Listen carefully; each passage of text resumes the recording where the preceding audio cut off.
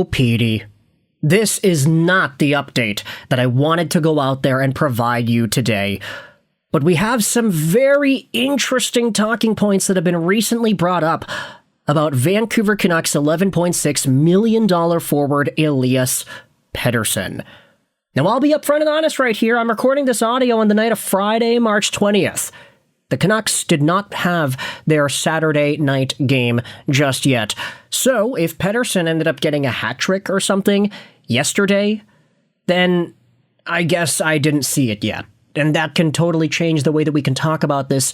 But ultimately, I thought that these ideas were interesting enough to share, because it seems like discourse and conversation around Canucks forward Pettersson has gone down a really strange path. And a lot of this has to do with what was talked about on Halford and Brough Friday, courtesy of Rick Dhaliwal. This post was made by Icy Pomegranate 5644 in the Canucks subreddit, and it asks, is Elias Pettersson an Alexandre Daig?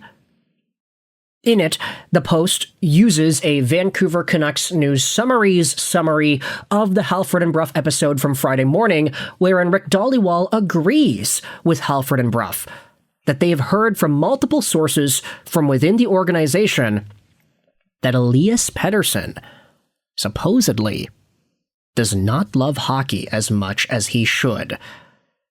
Trade rumors for Pettersson are going to start up again at the draft, and Dhaliwal also reiterates what Elliotte Friedman said about the deadline offers for Pettersson not really being all too great. Dhaliwal says he hasn't heard anything about Pettersson ever asking his agent to ask for a trade. Now, that first idea is the one that I think we should be talking about the most here. Pettersson does not love hockey as much as he should. This post on the Canucks sub says that Alexandre Daig talked about how burning out of hockey after his 50-goal season as a teen was an element of his hockey progression. He didn't hate hockey, but he lost his edge. And when you lose that edge, you're done. How there was nothing he could really do to change that affected him mentally. Both Dhaliwal and Brough agree. Voices in the Canucks organization said that when they signed Pettersson, they knew he didn't love the game, but they didn't want to lose the talent. And ultimately, this is such a damning piece of commentary on Elias Pettersson and the story of him in Vancouver, because obviously we know when this guy is on, he is one of the best players in the league. He can get 100 points when he's playing with the right guys. He can shoot, he can score, he can win, he can make plays. As long as he's healthy, as long as his body is okay, and as long as his mental is okay, Pettersson can be great. But if he just doesn't love the game, that's going to hurt him in some respect. That's going to hold him back.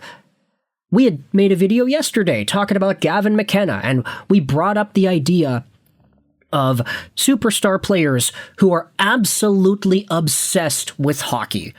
Like Nikita Kucherov, for example. This is a guy who absolutely bleeds the sport. He is not going to tolerate anything less than perfection. When one of his teammates in the summer shows up 5 minutes late to early morning practice, he gets ticked off. He's like, no, don't practice with me anymore. If you're going to be late, don't waste my time. It's like, Nikita, buddy, it's 5 minutes. It's 9 a.m. here in summer. What are you talking about? It's because this guy bleeds hockey. Hockey is everything that's going on in his brain, in his subconscious, in his psyche. Elias Pettersson? Maybe there was a time where he was like that too, but if that's not the case anymore, then you could very well say that it potentially holds him back from taking the next step in his game. Now, as to whether or not Elias Pettersson is an Alexandre Daig who ended up burning out with his love of hockey after he was a 50-goal player as a teenager, that's another discussion. Some of the folks in our Canucks are disagreeing and saying that, hey, this is just another way for our wonderful media to keep spouting the same content until the start of the season. Another one defends Petey, saying, it's pretty hard to love the game when management denies you were injured, consistently calls you out in the media, and has JT go after you to toughen you up. Petey isn't free from blame here, but let's not pretend that the complete mismanagement isn't a major part of this. And add to this, I don't exactly love my job either. I can't blame the guy too much for having a crappy work environment. Now, another reply says that personally I'm not exactly confident in the organization's assessment of this team's culture. I don't think that first point should be taken as fact, that Pettersson just doesn't love the game enough. It's not easy to separate not interested in hockey from not interested in playing within this team's culture from their POV. I've been lucky enough to work in a field I'm passionate about, but the wrong company can really screw with your head when it comes to that. I would be unsurprised if Petey has a resurgence if traded elsewhere. Now, I do want to ask you, the viewer out there watching this video as well, how do you feel about this entire idea that Pettersson's love for the game isn't really where it needs to be? I know in the past, especially in the COVID times, there was a conversation about Elias Pettersson's temperament, his personality, his Instagram, his Twitch streams, all that stuff that he was doing back then. Remember when he was a streamer? When he would play Warzone with Adam Gaudette and his friends, and there were some interesting clips, and there were some cool promo videos that he posted online.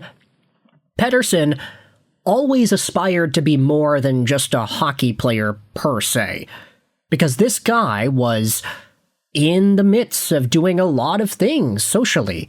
Social media was hanging out with rappers, BB No Money, taking artsy Instagram photos downtown, and there were people in the Canucks bubble, not necessarily within the team, but within the fan base that said, hey, what's this guy doing?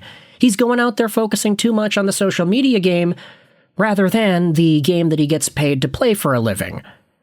So I do question whether or not this idea of Pettersson not loving hockey as much as he should is worth thinking about.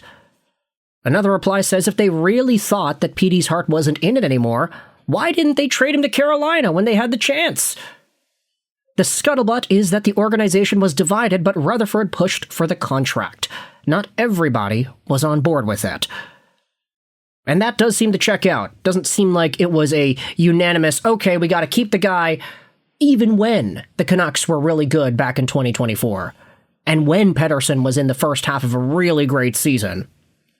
For what it's worth, we did have some other commentary notes on Pettersson over the past few days.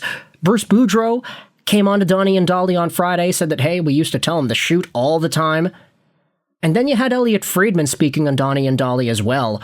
Regarding Elias Pettersson, I have no doubt that when the season is over, they'll sit down and talk to him again. They'll see where it is. If everybody really wants to move on, the best way to do it is for Pettersson to come back. Play great. And I got no questions about that. I mean, if Pettersson wants to get traded, if he wants to ask out of Vancouver, it would probably do him well to play well and make himself seem more valuable than he has made himself appear to be over the past, let's say, 1.5 years. Again, I'm recording this audio on the night of Friday, March 20th. If on the 21st Pettersson ends up scoring a hat trick or whatever, then okay, great, the value's coming back. But as of right now, things are really different and difficult to fully analyze when it comes to who Pettersson is and what he could be in the hockey world. He's gotten himself an $11.6 million AAV contract until 2032. That's pretty beefy, and whichever team goes out there and gets him, you gotta hope that they're confident that he's gonna be able to bounce back. Whether it's in Vancouver or not, Elias Pettersson being good at hockey is better for everybody involved. Let me know your thoughts in the comment section below about Pettersson and his love for the game. I hope you enjoyed this video. And bye.